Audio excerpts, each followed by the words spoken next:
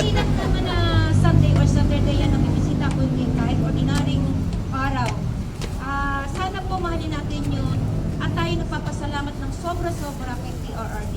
Dahil kung hindi po dahil sa kanya, wala po tayong Dolomite. Nakita niyo yung dumi bago nagawa yung Dolomite, bago ito naayos. As in, saksi tayong lahat ng paano yung mga basura na inaanod hanggang dito.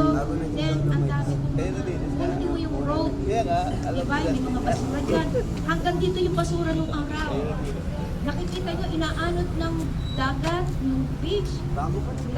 Dagat talaga ang tawag natin ngayon. Ano na, Dolomite na.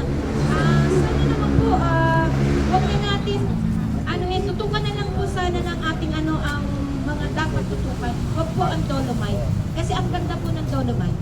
Yun lang po yung namin at sa lahat po ng mga OFW, yung lahat po ng gustong magbakasyon, pwede rin po kayo makiisa. Nandiyan po si Mama, si NR, si Ma'am. Pwede kayo makiisa sa kanila. Humingi kayo ng assistance sa kanila kung gusto ninyo. Ayun pala si Ma'am. Yan doon pala si Ma'am Michelle. Ma'am Michelle. Ma'am Michelle, salamat sa yung ng DNER. Yan po.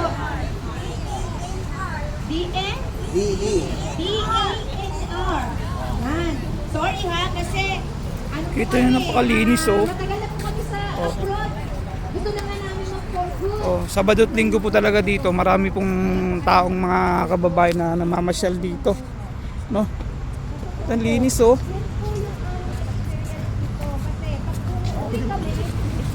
Yung mga panahon ng mga amo nyo, nagagawa ba to?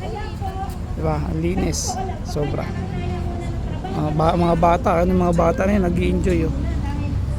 Hindi po kami sanay ng wala trabaho. Kahit doon, kahit kami doon po na yung namin trabaho pa rin.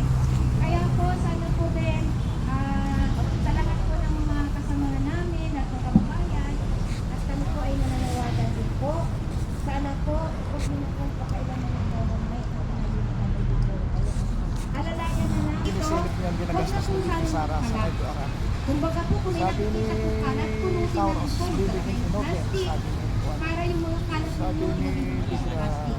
At may mga basurahan po tayo dito. Maraming po salamat at maraming po salamat. Kasi marami dito mga... Maraming pong salamat Tita Christina at syempre po para sa last but not the least nating speak from DEGS INC Mr. Arcelio Manuya.